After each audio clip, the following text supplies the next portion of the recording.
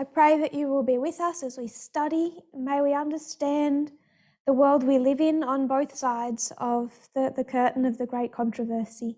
May we see what the world is divided over, what it's fighting over,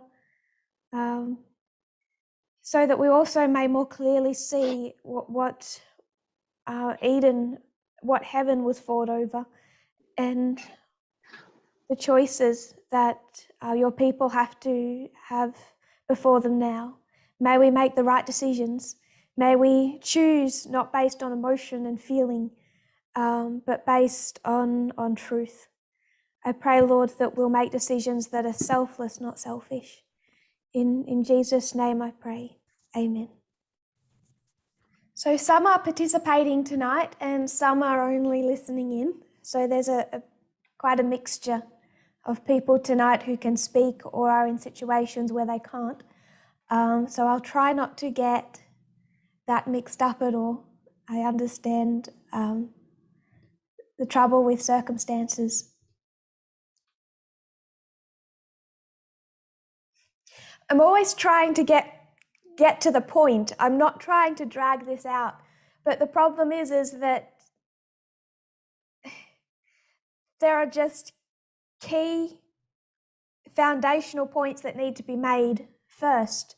And as we've been wanting to talk about the left wing, we, I think, are gaining quite a lot by taking a closer look at the right wing and trying to understand what is the difference even between the right wing and the left wing, because why does God care about what politics we subscribe to? And why did God make our politics change in 2018? So to really understand all of that, before we touch on the left wing, we're digging through the right wing, understanding what motivates the right wing. And what we have said motivates the right wing is this fight for freedom. Freedom above all else, freedom over equality. And what mobilizes the left wing is also a belief in freedom, but a priority for equality when those two both very important foundational principles collide. So the United States is the glorious land. It's rising in 1798. It is the king of the north, but Babylon is not the glorious land. Medo-Persia is not the glorious land. Greece is not the glorious land. Rome was never the glorious land. And the United States is. And why is that? And I've said the United States is the glorious land when Rome wasn't, because of this belief, the founding of the nation on principles of freedom and equality. What Obama referred to as their North Star, that they never quite reach, but they're always striving towards. And if they kept striving towards that North Star, there would be no Sunday law, there would be no collapse, no shipwreck. But we know that they don't do well. And in trying to understand how the United States is shipwrecked, how it all goes wrong, we've stripped it back down to those two underlying principles of freedom and equality. And what happens when they collide? Because they're constantly colliding. The right wing sees freedom and equality collide and chooses freedom. The left wing sees freedom and equality collide and they choose equality. So there is that phrase, give me freedom or give me death. I will disagree with what you say, but I will defend to the death your right to say it or your freedom to say it. People mobilize around freedom. So we went and looked at the trucker protests and all of these truckers in Canada in the context of COVID mandates mobilizing to defend freedom. This is the maskless rallies. This is the United Australia Party, that call for freedom. And I just wanted to make a point on how easy it is to hear a phrase like, I disagree with what you say, but I'll defend to the death your right to say it. it sounds so good when you take that concept and put it in this quippy little phrase. And when I first heard that, I thought, well, that sounds lovely. I think I would post that on my Facebook wall. I think that I would want to live in a world that said I will defend your right to say even things I don't agree with. But the way that is used, this one phrase, it's actually incredibly toxic. The way that people glorify freedom. We spoke about Hollywood's glorification of freedom, how Hollywood constantly in movie after movie after movie puts before the public entertaining end world scenarios where there's a deep state, a corrupt billionaire behind the scenes trying to mass exterminate a lot of people, scenarios like that, or a robot, or to take away people's freedom for the greater good. And then you have the gun-toting American hero who's going to kill a lot of people and barrel his way through foreign countries, all to save the world's freedoms. And I don't believe that focus that Hollywood has had, that has nothing to do with the way especially middle-aged and younger people in the United States today view their fight for freedom, from George Soros, for example, from the deep state, taking away their freedom. For a lot of people, I think they are trying to live the Hollywood movie that they have seen glamorized over and over again. So we see these phrases. There's one other phrase that came to mind as I was thinking during the week, that I think is a fundamental reason the world is messed up today. I'll ask you, if those with their camera on can nod if they want to. Do you know the phrase, people will not remember what you say, they will remember how you made them feel? I see nodding. Can we take a moment to think how wrong that is? Like, the priority isn't on what you say or what you do. What people will remember about you is the way that you make them feel. What was the problem in the time of Christ? How did those nationalistic Pharisees feel when Jesus came? How did his message make them feel? They didn't remember what he said. Nothing he said mattered. What mattered was the way Christ made people feel. And the problem is, he didn't make them feel very good. What was the problem with Ellen White? People stopped caring what she said. She wrote so prolifically because people weren't listening. If they had listened to something she said, she probably would have had to say a whole lot less, but she keeps repeating herself because people didn't really care what she said. They cared about how what she said or who she was made them feel. Why won't a Russian nationalist in Russia today believe their own family members in Ukraine, showing them photos of what Russia has been doing in Ukraine? If a Russian person who has idolized Vladimir Putin for all of this time, for all of these years, and built up this nationalistic model where Stalin was a hero, where their country is persecuted, where they are the victims, where Vladimir Putin is this great masculine hero raised up to bring back their country's glory after they were humiliated at the end of the Cold War, and their personal identity is so much formed around that, and then they hear a report saying, by the way, Vladimir Putin is a liar, your military is weak, they're committing genocide and war crimes, and the majority of the rest of the world, certainly in the United States, doesn't like you right now. Why won't they accept truth now? Because based on everything that's connected to their current belief system. It's not what news or information says to them. It's how that information makes them feel. These phrases are incredibly toxic, and yet they're celebrated as beautiful. People put them as Facebook statuses. They think they're really good principles. When someone says something that makes them uncomfortable, they'll bring out that phrase and put it on their Facebook wall and say people won't remember what you do or what you say, but it's all about how you make them feel. It is all about how people are made to feel, but that's the fundamental reason why the majority of the earth is lost and will be lost. People today say, I'm only in this movement still because of how leadership made me feel, because I felt loved or I felt accepted by members.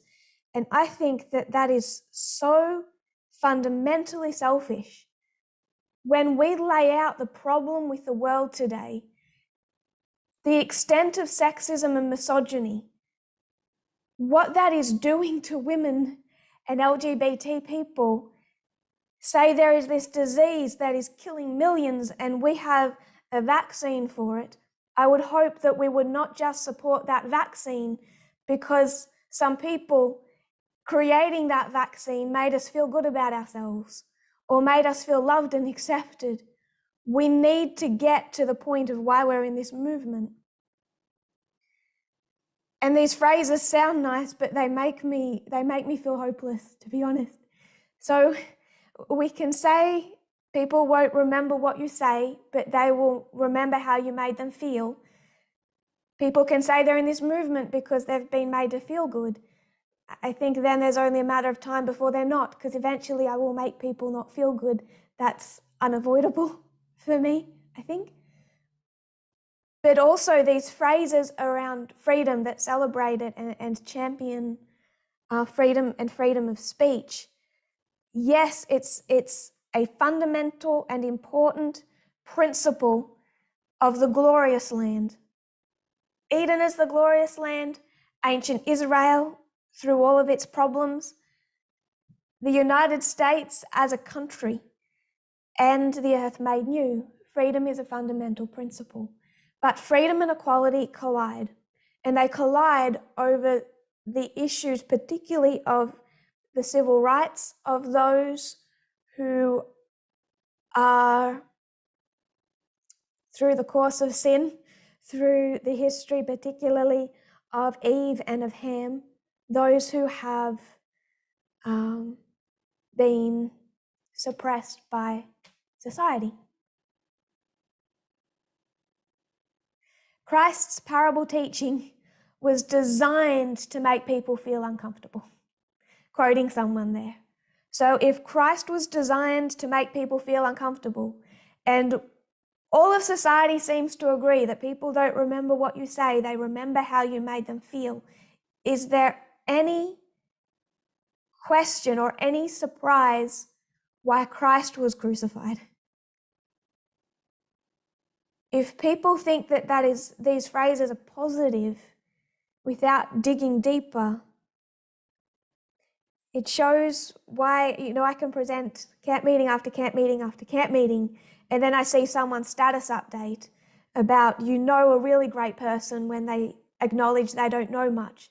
And it'll be these little phrases, and I realize there's absolutely nothing I can say that can compete with essentially a meme. But I just wanted to, I did mention that in the context of reviewing the right wing versus the left wing, equality versus freedom, the glorification that is given to freedom. We have been targeting the right wing since 2018. And we've been doing that from a prophetic perspective. And that has made people, that parable teaching has made people feel not great.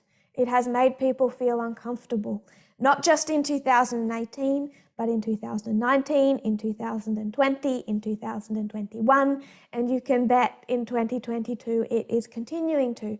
It makes people feel uncomfortable, but people need to get past how it makes them feel and look at what is actually being presented. Freedom versus equality. Equality should win. That was the conflict in Eden. That was the choice that Adam and Eve were given.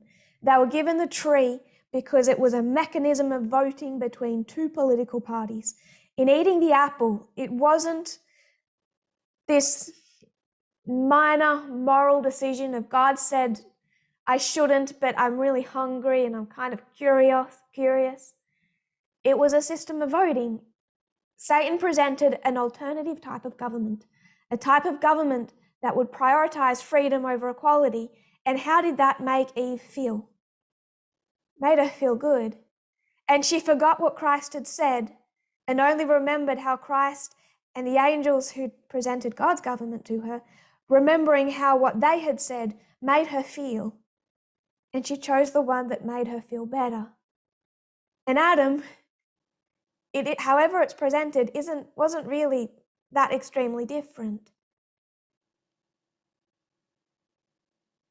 He saw a system of voting and he just didn't want to think about it too much. He did it in haste because he realized the consequences of staying with Christ's government, what he would lose.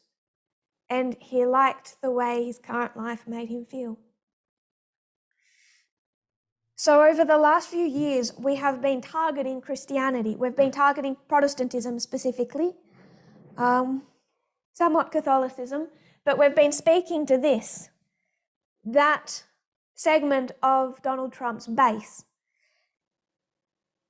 And I noticed a trend very quickly where people thought, well, all we need to do is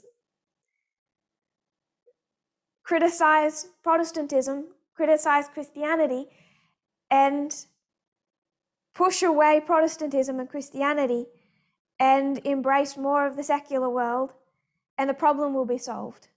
It was this type of unspoken but growing belief in the movement that Christianity was the cause of the problem and the whole of the problem. They saw this, which they see, I think people have thought is the entirety of Trump's base, and it isn't, but seeing Protestantism, Christianity, as the cause of the problem and the whole of the problem. And in going into the right wing, what I'm trying to prove is that it's not the cause and it's not the whole. Especially saying it's not the cause, but also trying to also illustrate that we also can't say that it's the whole of the problem. And to do that, we went to the Vox article, a lot of other articles as well, but the Vox article, because I thought it gave a window into a very large segment of the right-wing base that is not Christian, and it spoke about the Trinity. The right-wing or far-right Trinity in the United States. Who can tell me what the Trinity was?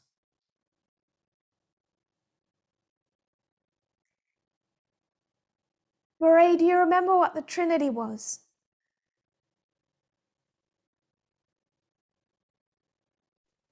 No, sorry, I can't remember. I think it'll come back to you when it's said, Catherine. Libertarianism, atheism, and men's rights activism. Yes, libertarianism, and remember, not the political party. These aren't all followers of the political party, but libertarianism philosophy, and how libertarianism philosophy has impacted the Republican Party, which we're going to discuss more of. Atheism and men's rights. Thank you, Catherine. Men's rights forums, movement, that entire base. Does that bring it back to you, Marie? Ring a bell? Yes, thank you. Great. Yeah, thanks. So what I'd wanted to do was actually use the militia groups in the United States as an example, because if we're going to talk about this, prioritizing freedom, then I want to talk about libertarianism as a philosophy, because we read the quotes last week of a Republican saying, the problem with my political party is libertarianism philosophy, and that libertarianism philosophy entered and greatly impacted the Republican Party in the history of the civil rights movement about 10 years before the Libertarian Party as a political party even formed. So I wanted to show the link between not republicanism and not Protestantism and far-right militias in the United States. I want to show it between libertarianism and the militia groups. We've read quotes that said there's that link. I read a few quotes that just stated as a fact that there is a pipeline between libertarianism and far-right leaders of the far right. And I wanted to, the far right is broad, only a very small percentage of them are in militia groups, but it does provide a window. So I wanted to discuss the Proud Boys, the Oath Keepers, the 3%ers, and the somewhat more ambiguous and leaderless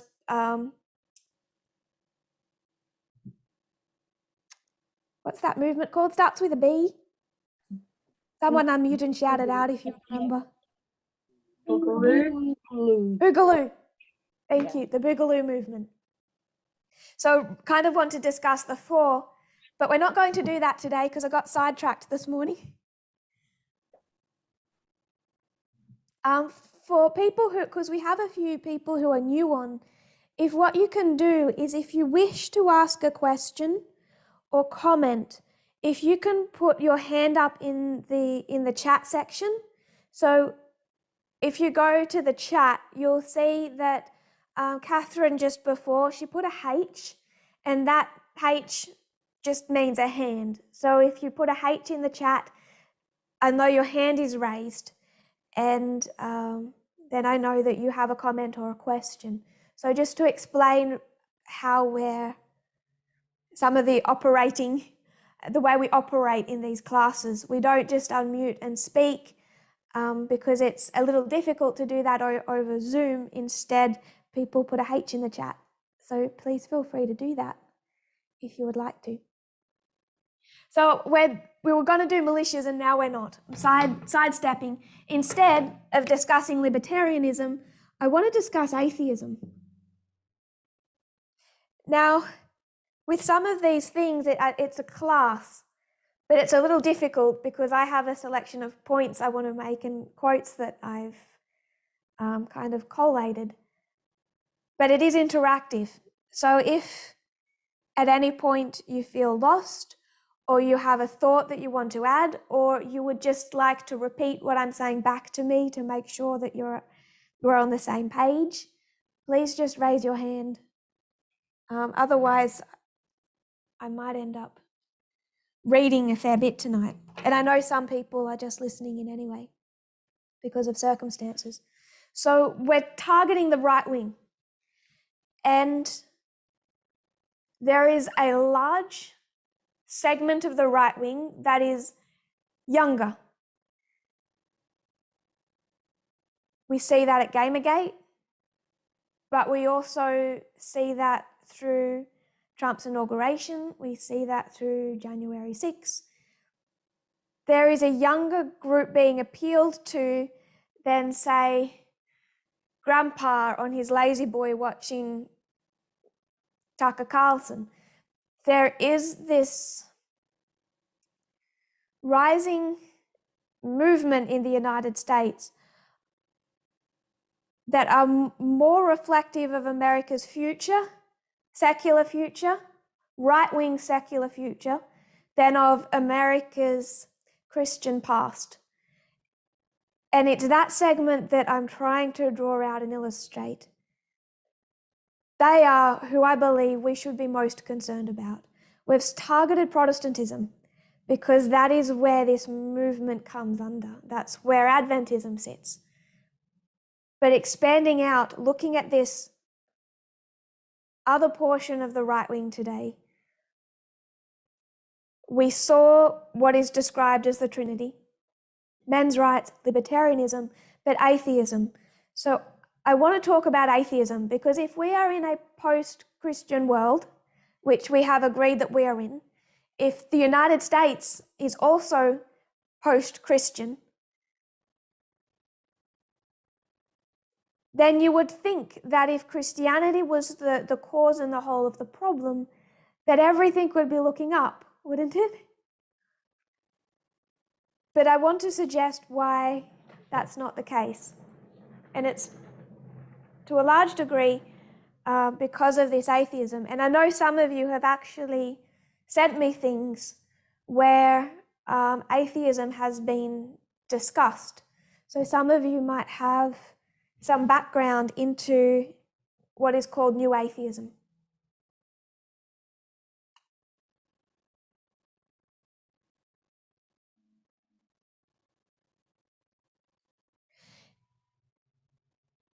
New Atheism became a term, was coined in 2006 to describe the positions or the position held by many prominent atheists in the 21st century. So there's atheism of the 19th century, of the 20th century, but now getting into the 21st century, they saw changes within atheism as a collective, as a movement. And with that change in the 21st century, in 2006, the term was coined New Atheism. And this New Atheism is much more, they don't like this word, but they're described as fundamentalists. The atheism of the 20th century, of the 1900s, it was kind of like you were this person and you were also an atheist and you just didn't get involved in religion. New Atheism believes that there shouldn't be a toleration of religion. Instead, religion and how they connect it to superstition and irrationalism should be countered, criticized, and challenged by rational arguments, especially when religion exerts undue influence in government. So new atheists are much more activists than those of the last century and the century before. This is atheistic leaders who particularly coalesced post-2001. And what they're fighting is religion's influence on the government, which for an Adventist we should agree with. They would be deeply opposed to church and state. But remember, I said libertarianism is opposed to church and state as well. And if libertarianism has a role in the Sunday law, if libertarian philosophy is a key driver for the Sunday law, then we need to consider how we describe the union of church and state in our dispensation. If any of that confuses or troubles, let me know. So, New Atheism.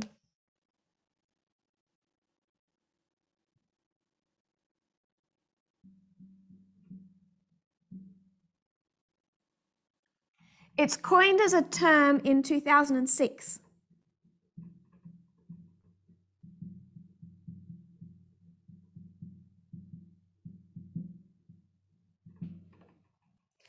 But it's about a group of particularly 4 men.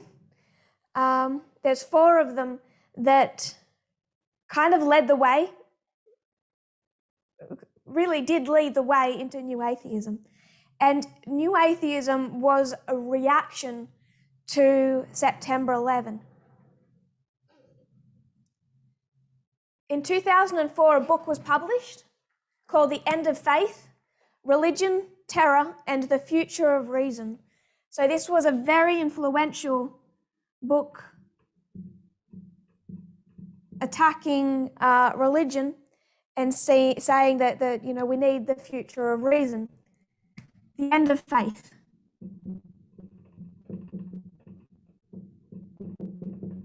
And this book was written by a man named Sam Harris.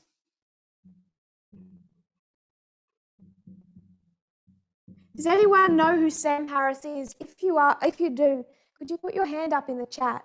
I won't go to you to speak, but if you know who he is, just put your hand in the chat. Curious to know if people have heard of him.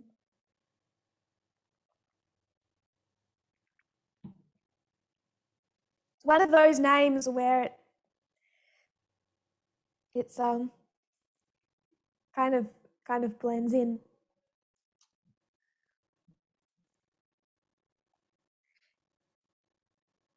This book, The End of Faith, Religion, Terror, and the Future of Reason, became a bestseller in the United States. And then over the next couple of years, a few more books came out by atheistic authors. And in this book, Sam Harris is very highly critical of Islam, especially, hence the part in it speaking of terror, but also Christianity and Judaism. He was asked in an interview about the writing of his book. They said, "What got you to write that book in the first place?" He said, 9/11. They say 9/11. He said, "I was writing it on 9/12, September 12, I was writing this book. It was my instantaneous reaction." So I want us to see that what's coming up here, this new atheism, is a direct response to September 11. Because what they believe, writing it the Australian way, what they believe is that religion is at the root of global conflict and the harm done in the world today. And he sees that September 11, he sees this as religion that did that, and therefore he's going to start targeting religion. He starts writing a book. It's published in a few years later in 2004, and there's also a flow of books then that also come out by these atheistic authors. People do challenge him on that. For example, the closest the world has ever got to annihilation was the Cold War, and that was not religious based. That was an atheistic country. So if you want to see religion as the cause, then you really need to justify that with Stalin. You need to justify that today with North Korea. Vladimir Putin uses religion as a puppet. So people challenge him on this, but he really is they all are quite certain that religion is the fundamental cause of conflict in the world today. Then in 2006,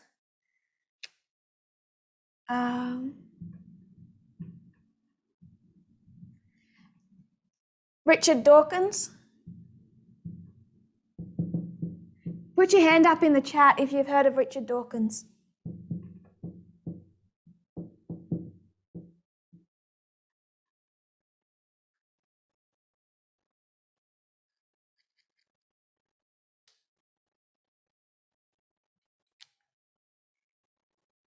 That's lots of people. People are putting their hands up. So he's more well known than Sam Harris. And this is the God delusion.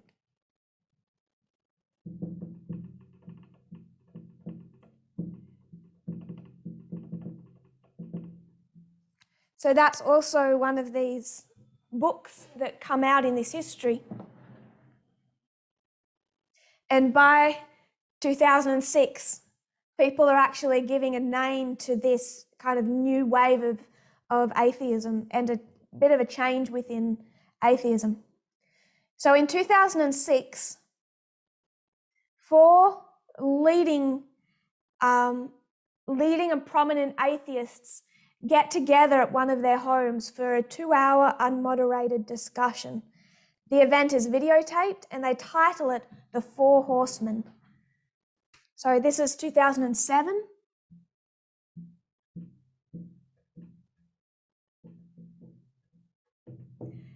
And they title it The 4 Horsemen because there's 4 of them and they're taking it from Revelation, the 4 horsemen of the apocalypse, or what they think is a non-apocalypse. So they title themselves the 4 horsemen. And I suspect they think that made them look quite cool as well. 2 of them we already know. One of the men is Richard Dawkins. They are still known today as the 4 horsemen. They're still known today as the four leading rational thinkers, leaders of atheism in the 21st century. Richard Dawkins was one of the men who met. The other man was Sam Harris, who wrote this 2004 book. There was two more men. Christopher Hitchens,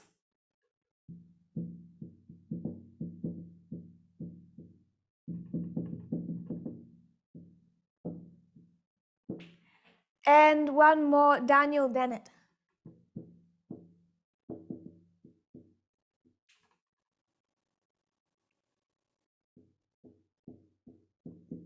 There was a woman invited, but she had to cancel at the last minute. I'm probably going to mispronounce her name, 𝘃𝗶𝗱𝗲𝗄𝗃. She was born in Somalia.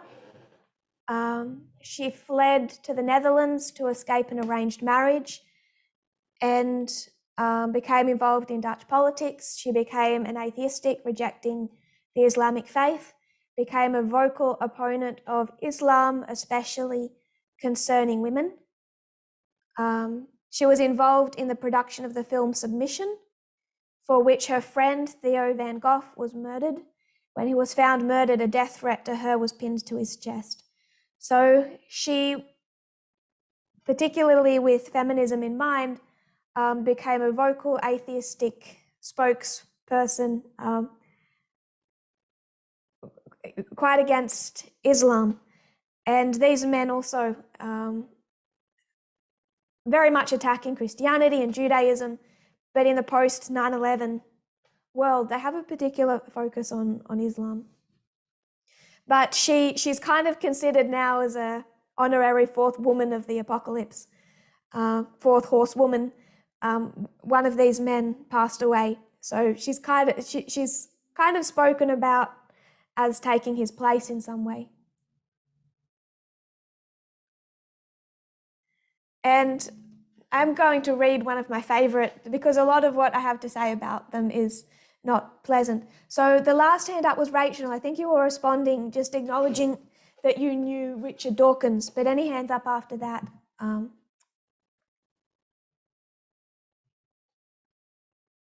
don't think there's been anyone wanting to speak yet. This is from The Guardian, and I just wanted to... I'm going to get into the positions that these men hold. But I did think this point from The Guardian was pertinent. In many ways, the conversation already seemed dated in its political preoccupations, particularly in the idea proffered by Hitchens that holy war was the greatest existential threat to civilization. And then The Guardian, the author, kind of interjects and says there had been nothing holy about the Cold War, which brought us closest to the brink of planetary Armageddon, and North Korea now is not a theocracy, but never mind. And then one of the men, Hitchens, says, interviewing them, I think it's us, these four men, plus the 82nd Airborne and the 101st, who are the real fighters for secularism at the moment, the ones who are really fighting the main enemy. Hitchens announces with armchair general relish. The 82nd and 101st regiments were those that operated in Iraq and Afghanistan. So what these men are saying is the regiment in Iraq, the regiment in Afghanistan, and these four men are the three groups fighting for secularism, fighting against religion. And I think the Guardian article isn't very impressed with these men when it says the other horsemen agree eagerly that they are all very brave. But they were in favour of the Iraq War. Some of their positions didn't date so well on that. But for them, it was a fight for secularism, a fight against religion, because religion is what took down the Twin Towers. Religion is what wars have been fought over. Religion is what harms and kills people. So we could approach these men and new atheism from a few different critical perspectives. But you know the one, what perspective do we want to approach it from? What do we want to find out their views on?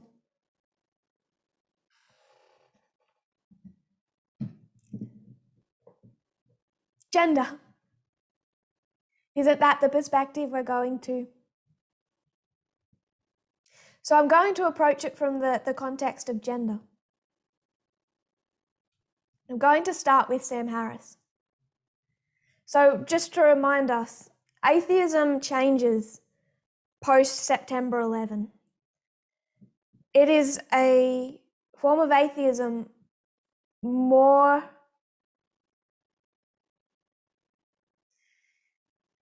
determined to impact politics and to change the world and to separate religion from politics. We would agree with the third point of that. And they defend themselves always with the thought that this is rational thinking. So if you take your mind back to that Vox article, the fellow that was interviewed heavily in that Vox article, he's speaking about Gamergate, he's speaking about feminism, but what he constantly comes in with, what he constantly says to defend his worldview against others, against the left wing, is that his is founded on rational thought. Does that make sense? Rachel, does that make sense? Did you also get that from the Vox article?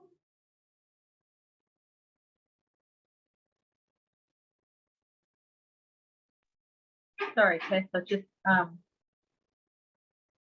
getting my computer. What was that question again? Sorry. In that Vox article, and it's kind of in the context of Gamergate, what the man chiefly being interviewed, I forget his name, what they're constantly, how he's constantly defending his position, and those that are in the same boat as him, is that these men, they are the defenders of rational thought. They defend the defenders of all that is rational in the world. And it is feminism, and that's where those few paragraphs bring in religion, that this is all irrational. It's emotional, it's superstitious, it's irrational. Did you get this similar perspective from the Vox article? Yeah, I did. Thank you for explaining that a little bit better. Absolutely. You cut out right at the end, sorry.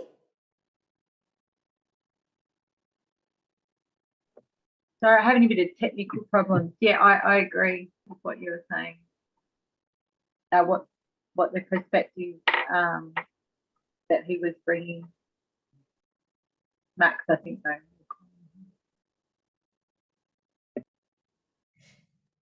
It seemed that every time his views were challenged, his underlying defense was that he was part of a group of people, mostly men, who were not buying into the emotionalism of the left wing, that they were centered on rational thought. And that is why you see this connection in that trinity with atheism, that they would see feminism as irrational, just as they see religion and a belief in God as irrational.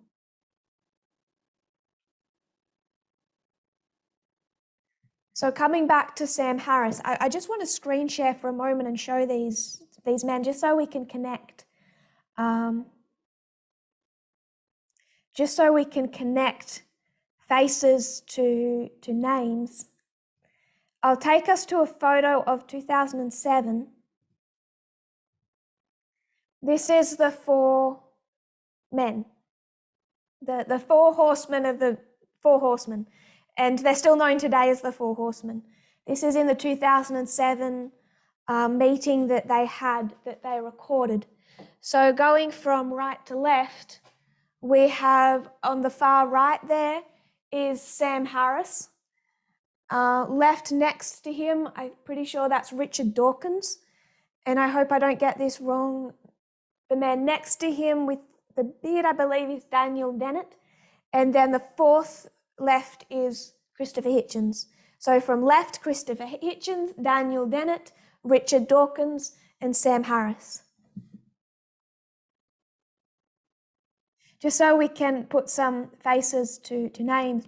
And now I'm going to just speak about Sam Harris. So I will highlight him. He's quite the guru today. I guess the best way I can think of describing him would be the atheist Jordan Peterson.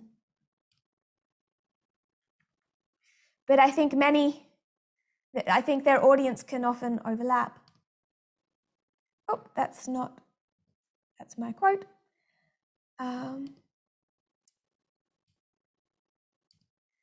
computer updated and I'm having a few. That is a photo of Sam Harris, who we're about to discuss.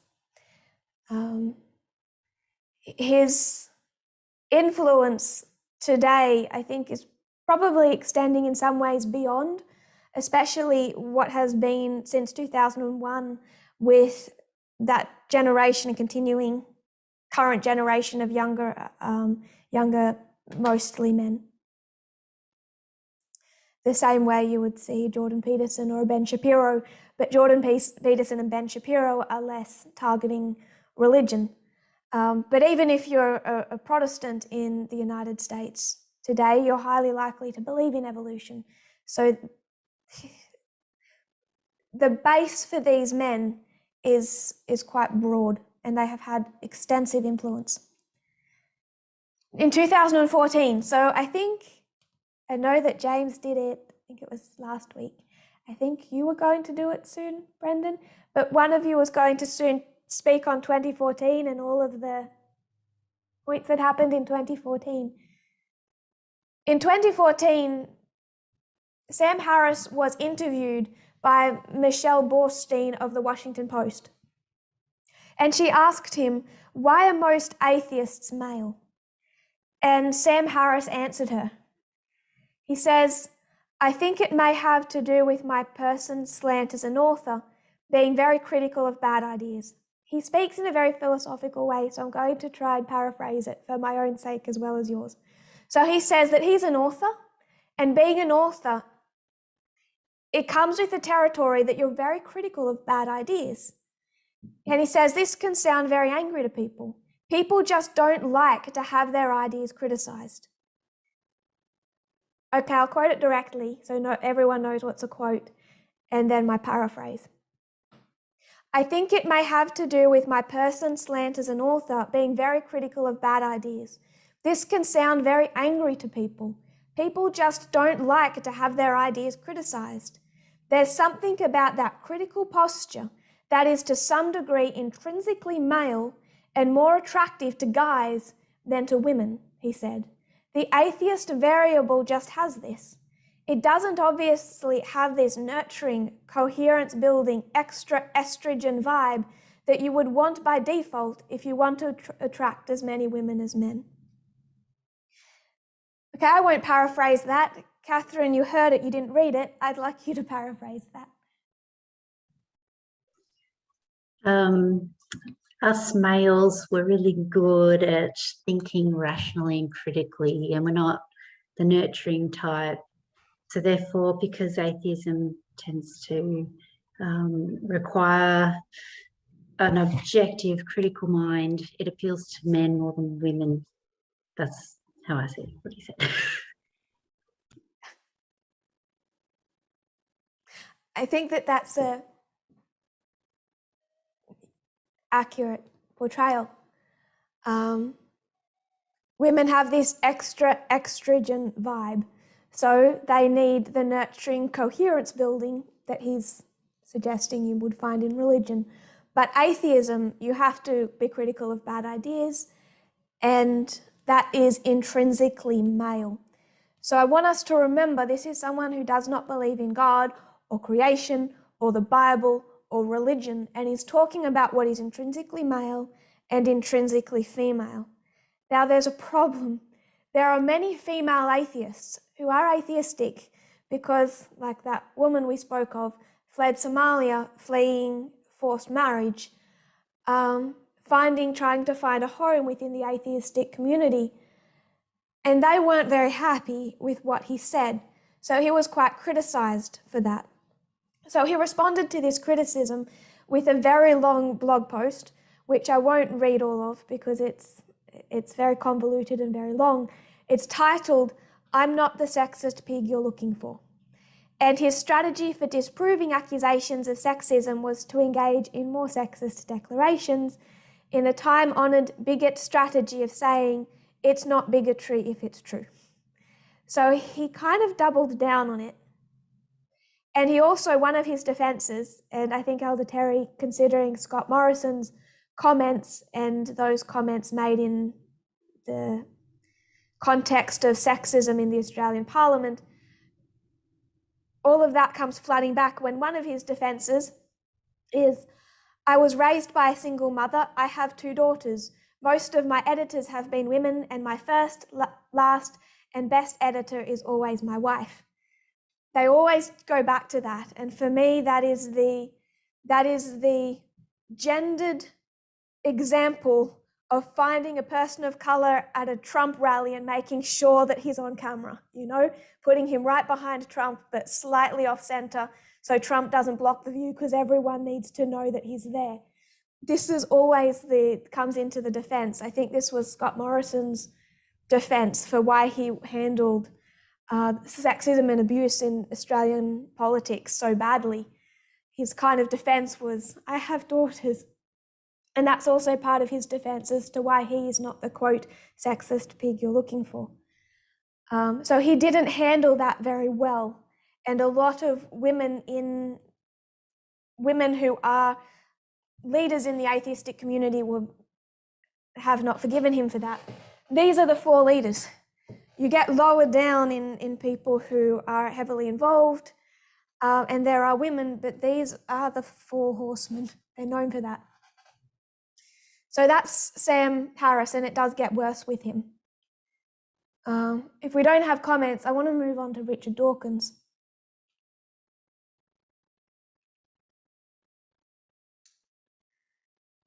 In 2011, Rebecca Watson, who is a prominent female atheist, in 2011, she was on a panel discussion where she spoke of sexism and misogyny within the atheistic community. She's kind of a prominent female speaker on the subject of atheism and feminism, and she's had a bit to say about the misogyny that exists in that community. In 2011, she was in a foreign country. She spoke at this panel. She went to a bar afterwards and hung out with a few people, and they continued to speak. And then at 4 a.m., she left to go to her hotel room. And she got into the elevator to go to her hotel room, and one of the men followed her into the elevator. And he said to her, I like what you had to say. How about we keep talking? Come back to my hotel room. In her next blog post, because she would post regular blog posts, she spoke about how her week had been, about the panel discussions, and in this 8-minute blog post, for about 30 seconds, just kind of telling the story of how her week had gone, she mentioned what happened in this elevator, and she said, I'm going to speak to the men. Don't do that. Just please don't do that. She says, I was in a foreign country. It was 4 a.m. I was alone in an elevator, and I had just spoken for some hours of how easy it is for me to be sexualized in this community. And don't just, if you're going to understand what I'm saying, don't proposition me in elevators at 4 a.m. And it was short what she said. Richard Dawkins took to Twitter, and I won't read his whole, it was a long post that he put out, but the first 4 words say, stop whining, will you? That's the tone, and it continues in that fashion. The rest of it is a description of how bad life is for women in Saudi Arabia, in Islamic countries, how they'll be stoned for cheating on their husband. And he has said publicly before, he just wants American women to shut up because it's so much, stop speaking of if someone, inappropriately touches you at the water cooler at work. Big deal. Look what it is like for women in other countries. So he writes this blog post, making this Twitter post, making that point, but it starts off with, "Stop whining, will you?" People don't take that well, as you might expect, and women within that atheistic community write to him and say,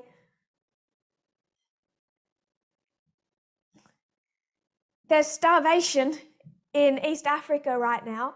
You stop caring that creationism is being taught in American schools. If you're going to make an argument that it's worse somewhere else, stop caring what is taught in schools. Just let them teach creationism and go and deal with what is worse in other parts of the world." And he responds to that argument and says, "No, I wasn't making the point. It wasn't about that it's just worse in other parts of the world." And I want to read his second criticism of Rebecca Watson. Richard Dawkins says, "The man in the elevator didn't physically touch her, didn't attempt to bar her way out of the elevator, didn't even use foul language at her. He spoke some words to her, just words. She no doubt replied with words. That was that, words. Only words, and apparently quite polite words at that. Rebecca's feeling that the man's proposition was creepy was her own interpretation of his behaviour, presumably not his." So stopping there for a second, she found the interaction creepy, but that's just her interpretation of his behaviour. Going back to quoting, "She was probably offended to about the same extent as I, Richard Dawkins, am offended if a man gets into an elevator with me chewing gum. But he does me no physical damage, and I simply grin and bear it until either I or he gets out of the elevator. It would be different if he physically attacked me."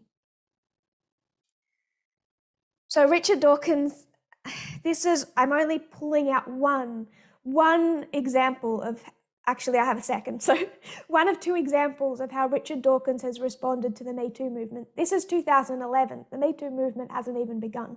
So you can imagine how he is now. Many, even atheists today, are just wishing he would be quiet. But these are the four men who led atheism into the 21st century. These men, more than any other, have molded the thinking, the minds of the millions of men who hold to that far-right trinity: libertarianism philosophy, atheism, and men's rights.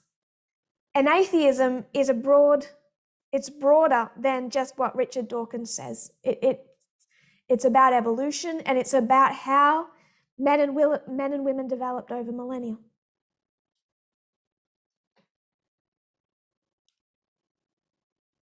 So his argument is that American women are making a big deal over nothing. And I also want us to see his other point in that quote. And this is something that shows also the connection between atheism, the leaders of atheistic thought, and libertarianism. It is all about free speech. And remember, this woman didn't ask for the man who propositioned her in an elevator to be jailed or to be punished. All she's asking is for them to stop. So him taking that as an attack on free speech shows the extent to which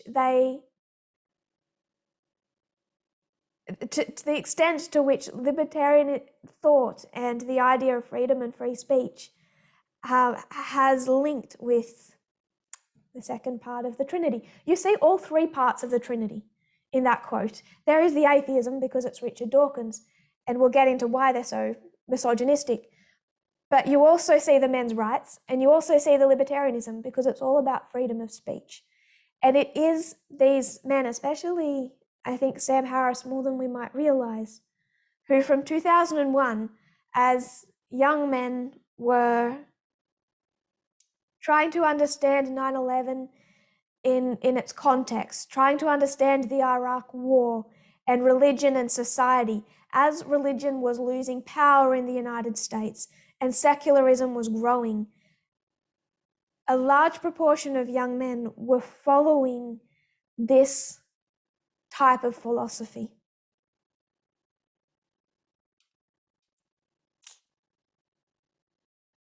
We have no thoughts or comments.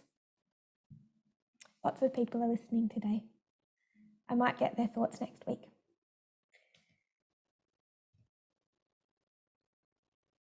But I want to go to a worse example. There's a few with Richard Dawkins. This is, I think this is a little bit more recent. There is another prominent skeptic writer, Michael 𝘃𝗶𝗱𝗲𝗲. He's not one of the horsemen,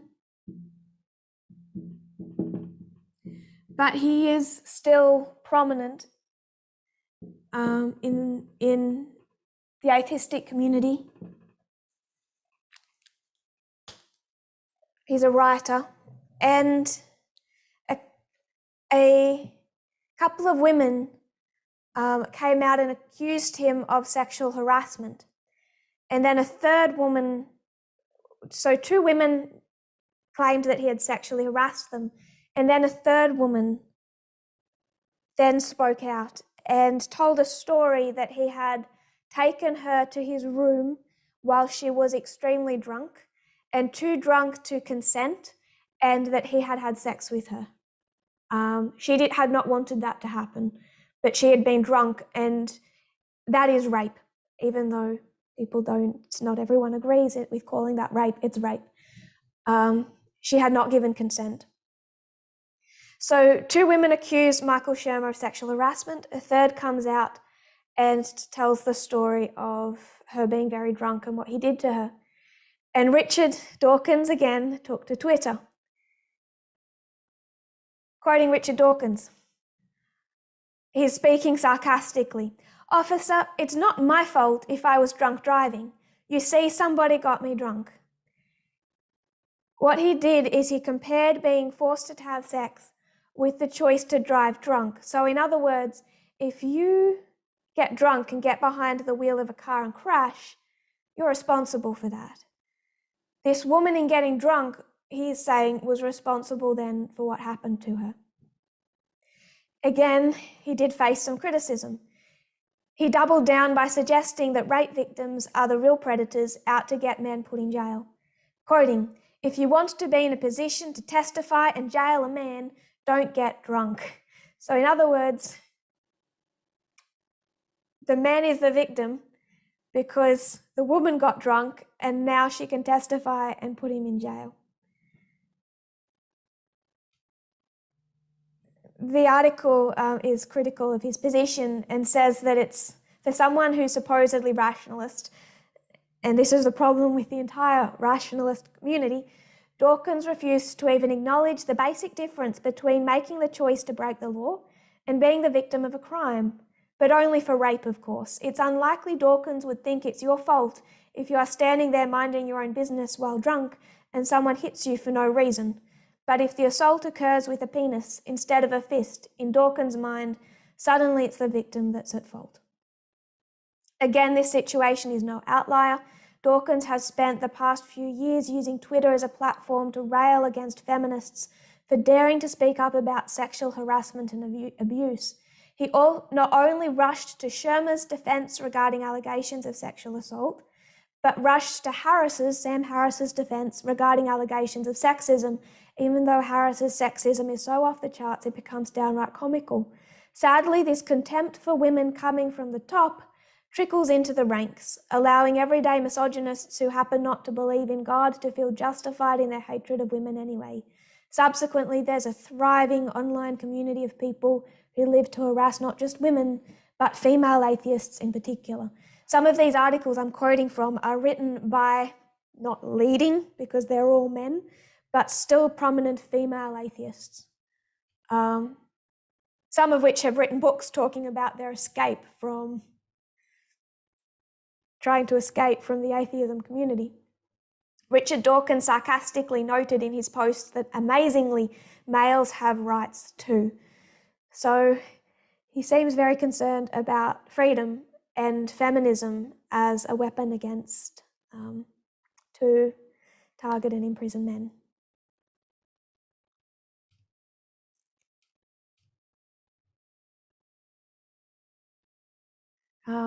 Yes, someone wrote about it's quite libertarian. It sounds libertarian. It's all okay in the elevator until she gets physically attacked, because this man in the elevator, he has to have the freedom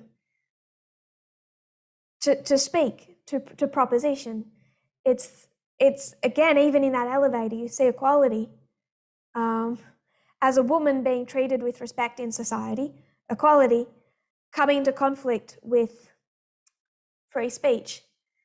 And I think Richard Dawkins would be the first to say, I might not agree with what he said, but I'll defend to the death his right to say it, which is exactly what he just did. He took to Twitter to defend this man's right to sexually harass a woman. And again, she wasn't calling for this man's imprisonment. She was just asking for societal change. So it gets worse, if it can. I don't know if it's quite worse. Marie, did I miss your hand? Or have I missed people wanting to speak? Was that a hand raised? Or was that for something before? Just before. It was just from before when you asked, did anyone have any comments or questions? And I just put my hand up then. I was just, I keep thinking as you're talking about the freedom over equality and the argument. I may not agree, but I'll fight, till the death for your right to speak. To me, it seems like just hypocritical. To me, it just seems like hypocrisy. I don't know if anyone else sees it like that, but that's the way it stands out to me. Very hypocritical. That was all. I really want to get into that hypocrisy. It might be a hard way. Are you finished? Sorry? You finished? Sorry. Oh, no, I was just going to say it might be an unusual way to describe it, but that's just the way I see it, yeah. He wasn't defending her right to speak. There is a hypocrisy there, and I want to get into that hypocrisy, especially when it comes to libertarianism. Josephine. I was just going to make a comment on Richard Dawkins' comment. If you get drunk and you drive and you have an accident, then it's your fault, right? So if you, and then he says something about the woman, if you drink and you get harassed, then it's your fault. Obviously, that's not very rational thinking to me. And I'm thinking about if a girl, because this came up in a conversation recently, well, she was teasing him, so she didn't quite say it like that, but no wonder she was sexually harassed. Now, that's a woman defending a man for doing such a thing. I just didn't agree with that, and I don't agree with Richard, of course. It's sad that it happens that a woman, and she's supposed to be Christian, and but she's talking like an atheist.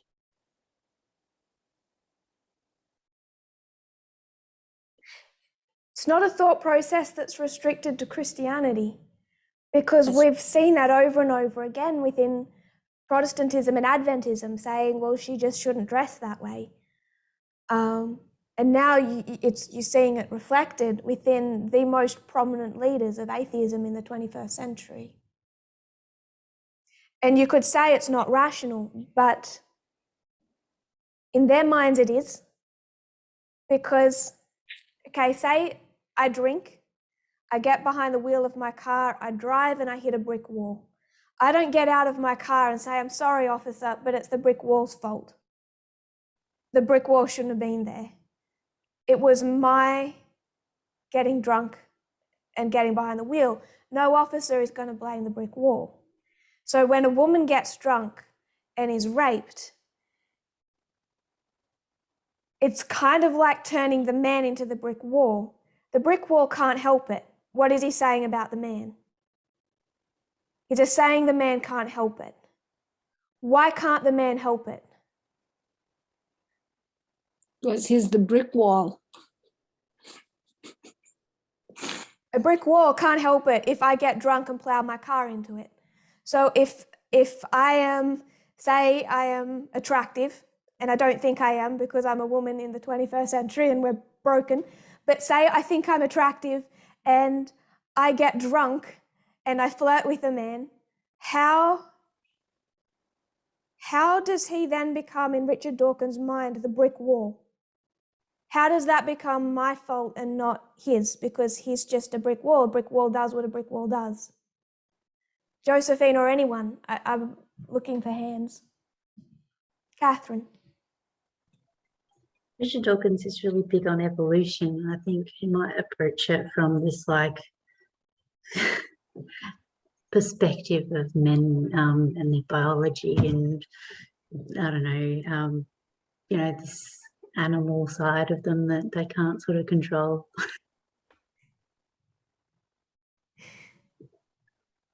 Why did Sam Harris say there are more men than women in atheism?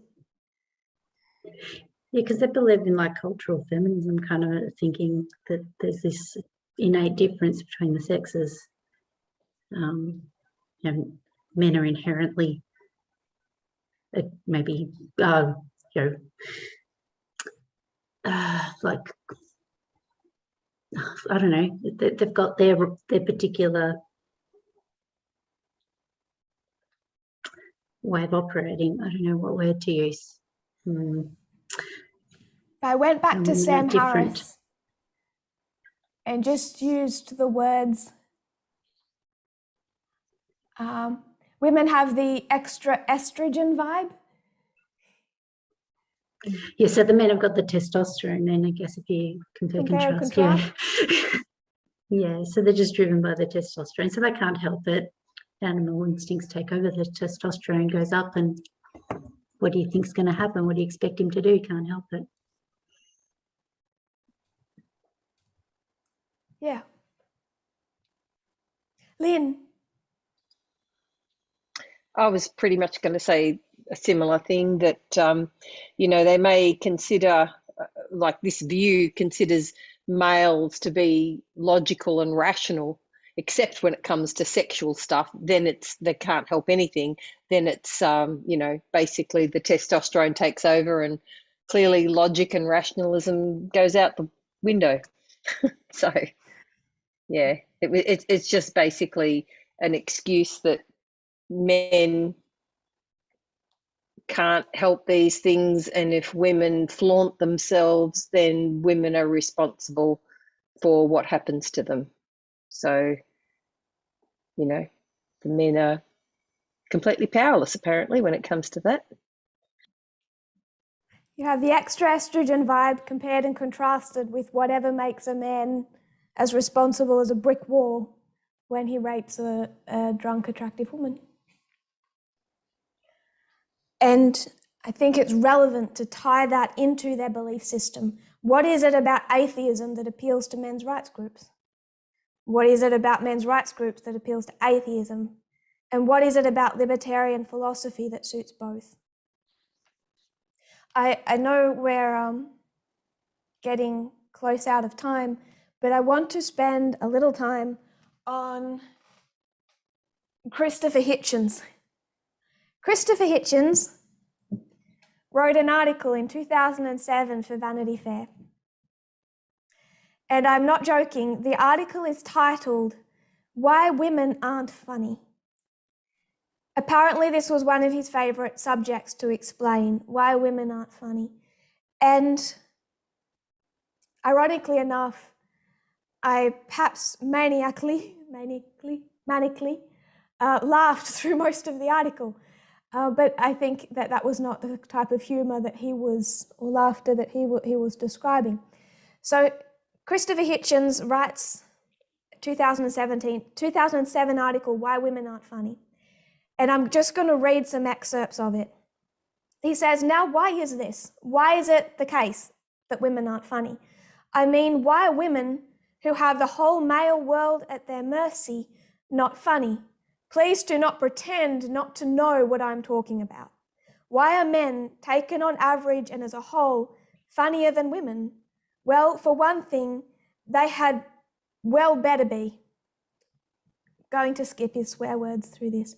The chief task in life that a man has to perform is that of impressing the opposite sex, and Mother Nature, as we laughingly call her, is not so kind to men. So I want us to pay attention to a couple of things as I read excerpts of this article. Is one, first of all, he says, don't pretend not to know what I'm talking about. In other words, he's saying, think rationally. Don't think emotionally where you think, oh, this isn't very good to talk about. Just think rationally and then stop denying, pretending you don't know what I'm talking about, as if women are as funny as men. But also pick up on how he consistently places men as the victims in society, as the suppressed in society, as men who are suffering in society. It's men who have a hard lot in life. First of all, women have the whole male world at their mercy. Then, also hard on men. Mother Nature is not kind to men. The chief task in life that a man has to perform is to impress women. So again, he consistently says that women are the ones that hold the power in society.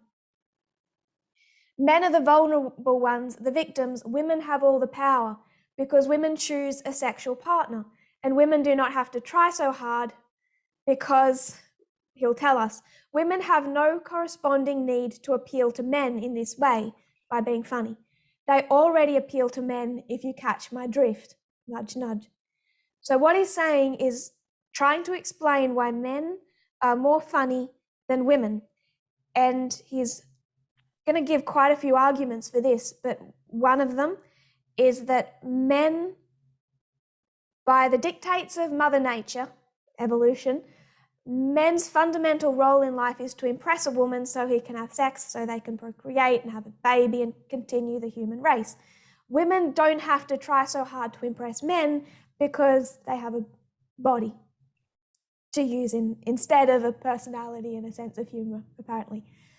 He tries to save it from being sexist by saying that women do have a sense of humor, because if they didn't, they wouldn't laugh at how funny men are. And there are some good female comedians, but, quoting him, in any case, my argument doesn't say that there are no decent women comedians. There are more terrible female comedians than there are terrible male comedians, but there are some impressive ladies out there. Male humor prefers the laugh to be at someone's expense and understands that life is quite possibly a joke to begin with, and often a joke in extremely poor taste. Humor is part of the armor plate with which to resist what is already farcical enough, life. Perhaps not by coincidence, battered as they are by MF nature, men tend to refer to life itself as a bitch. Whereas women, bless their tender hearts, would prefer that life be fair and even sweet, rather than the sordid mess it actually is. There are so many layers of misogyny through this, I don't know where to start. But to pull out one, men use humor as a defense mechanism to cope with life because they see life as it is. Women, bless their tender hearts, which doesn't endear him to me at all, would prefer that life be fair. If you break that down, what he's saying is that men see the world rationally. And when they see it rationally, as the sordid mess it is, they need humor as like a protective plate to cope with life. Women, preferring life to be fair and sweet, don't need that protective mechanism. This point directly contradicts a future point he makes that women have to be far more serious because they are programmed to try and keep a baby alive, and that's so serious that they can't have a sense of humor. Precisely because humor is a sign of intelligence, quoting him, and many women believe or were taught by their mothers that they become threatening to men if they appear too bright, it could be that in some way men do not want women to be funny. The only thing he says I agree with. Men want women as an audience, not as rivals. I agree. And there is a huge brimming reservoir of male unease, which it would be too easy for women to exploit. Again, what Christopher Hitchens does there is he says, maybe, just maybe, men find women threatening if they appear too bright. Men prefer to be the speakers to an audience. Men don't want women as rivals, so it suits women to be quieter and not try to, fill that role. But even that sexism, he immediately puts that into a context which says there's all of this male unease, and that gives women something to exploit. So again, who's the victim? Men don't want women as rivals. Men just want women as an audience. Men want women to appear less intelligent. That's something women can exploit. It's a vulnerability men have. So again, can you see how he turns men into the victims and women to suddenly, even though he's just said they have to appear less intelligent to be tolerated in society, how he twists that around to again make men the victims. He goes into what Gina Rippon would heavily disagree with, trying to explain brain function, to explain why men are more funny. But then he, continuing to quote, for women, reproduction is, if not the only thing, certainly the main thing. Apart from giving them a very different attitude to filth and embarrassment, it also imbues them with a kind of seriousness and solemnity at which men can only goggle.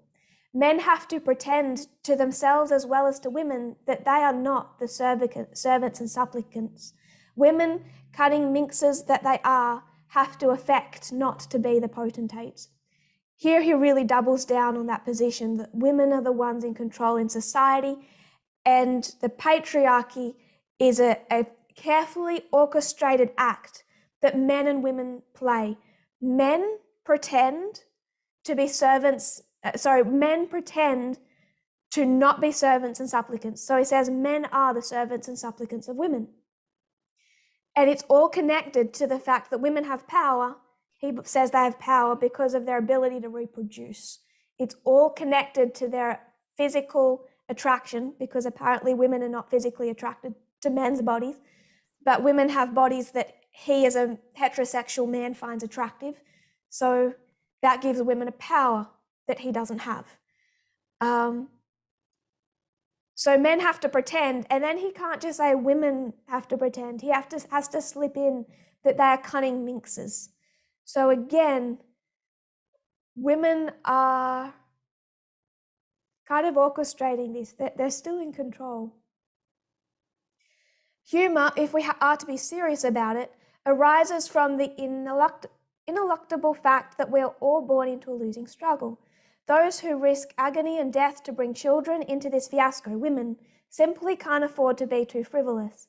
And there just aren't that many jokes, even in the male repertoire, about childbirth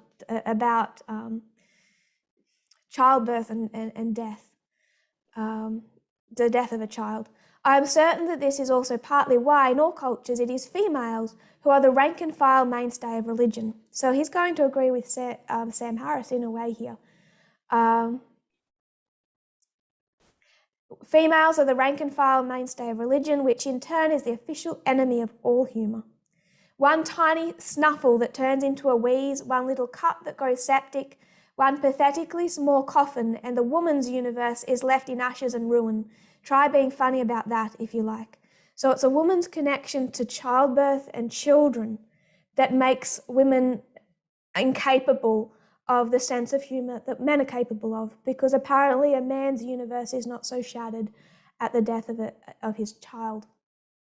Oscar Wilde was the only person ever to make a decent joke about the death of an infant, and that infant was fictional.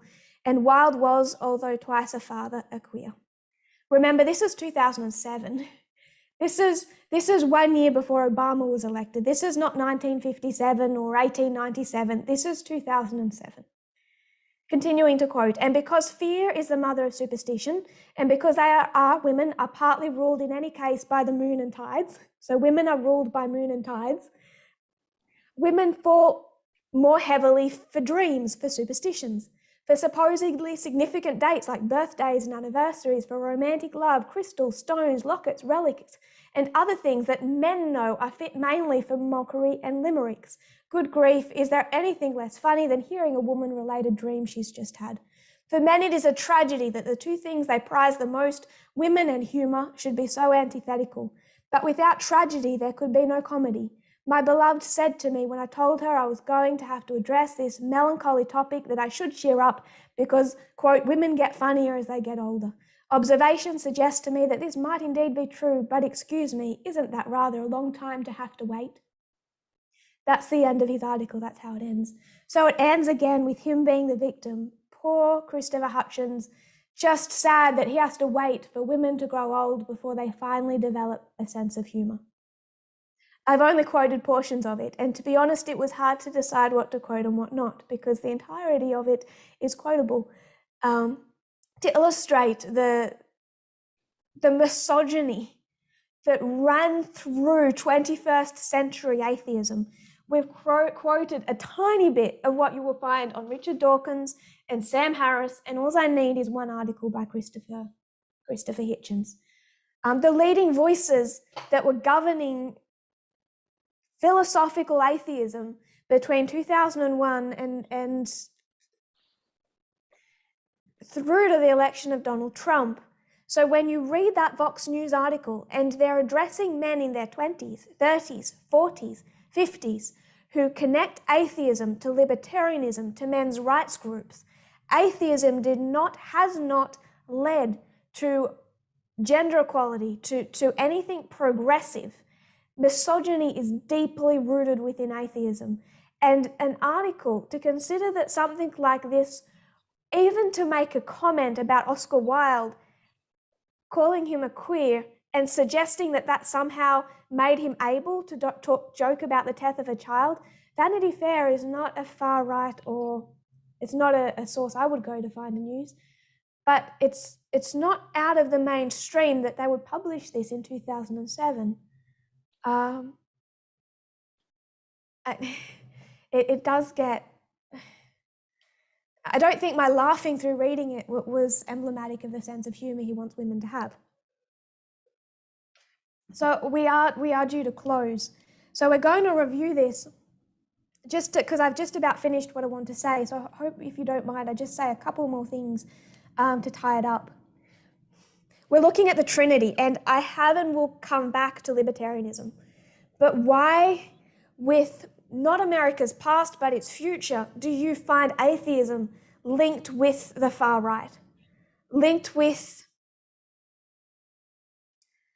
a political stream that we have for years said over and over and over and over again, this is Jerry Falwell, this is church and state, this is evangelicalism, and it is.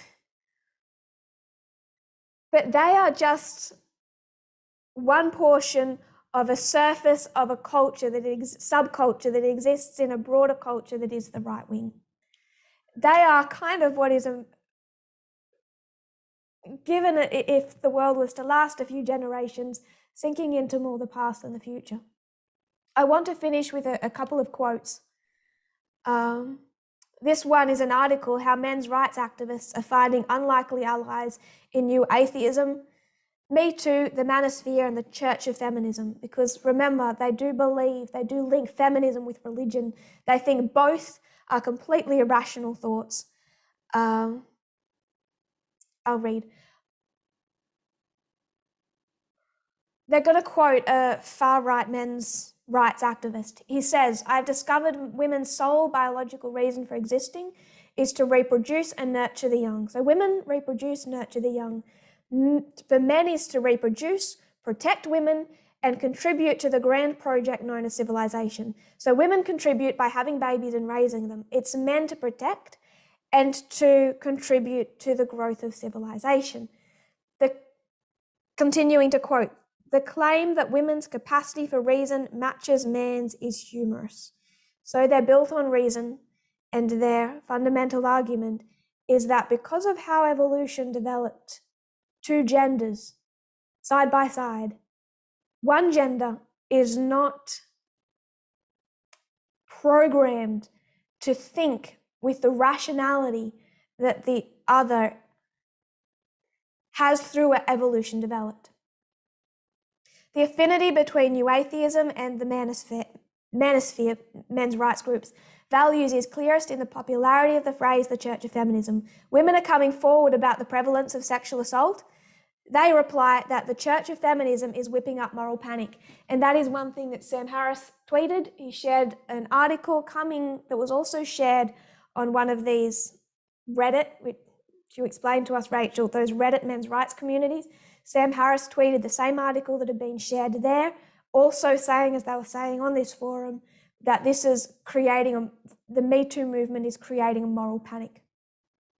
Feminists decry the prevalence of patriarchy. Richard Dawkins retweets a video comparing feminists to Islamists. The flip side of New Atheism and the manosphere's valorization of rationality is that they necessarily identify their detractors as irrational. So if you believe in God, you're irrational. If you believe in feminism, you're irrational. For the manosphere, the enemy is the hopelessly irrational woman. For New Atheism, the enemy is irrationality itself. But as the two groups, men's rights and New Atheism, as the two groups' members and rhetoric coalesce, New Atheism increasingly ends up firing at the same targets as blatant misogynists. They end up saying the same thing. As Me Too continues to promote conversations about gender dynamics and rights, New Atheists might find that it's time to be clear about their ideological commitments, or else having those commitments decided for them by their base. I have a couple of other points I wanted to read and make about how evolution develops this thinking, but I just want to close on that one sentence. The point that this author is making, is that if particularly these leaders and the more current ones, the leaders of New Atheism is just 21st century atheism today.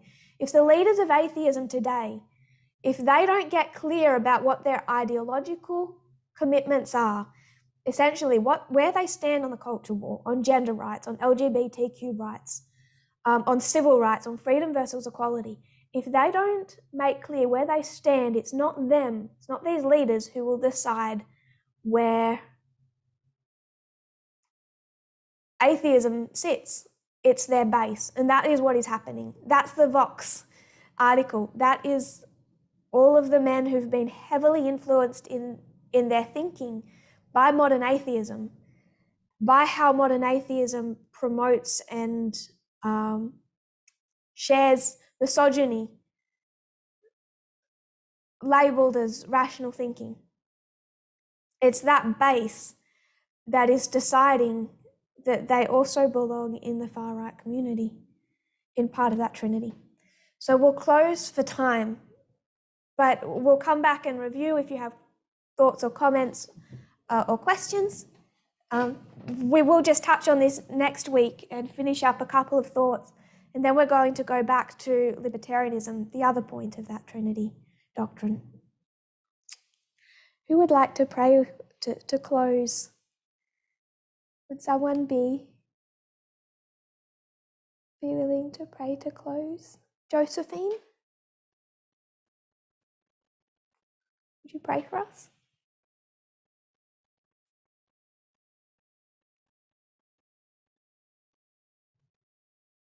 Josephine?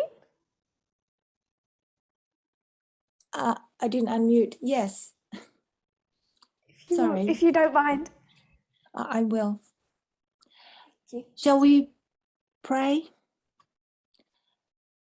Dear Lord in heaven, we thank you so much for these Vespers meetings. We thank you for the fact that we have learned so much. And it's like piercing into Orion. There's so much more light there to see. And I'm so grateful for your teaching, Lord. Thank you for the leaders. And thank you for each and every one that has attended the meeting tonight. And thank you likewise for the church members at large that will be viewing the videos. Pray that they will appreciate the message and find it enlightening, an increase of knowledge and understanding for all of us. Bless those who participated tonight, whether they're listening or contributing. Bless the music. Lady, Mrs. Bennett, and thank you, Lord. And we look forward to the Sabbath where we can be fed to the brim. And may we overflow. This is our prayer in Jesus' wonderful name. Amen. Amen.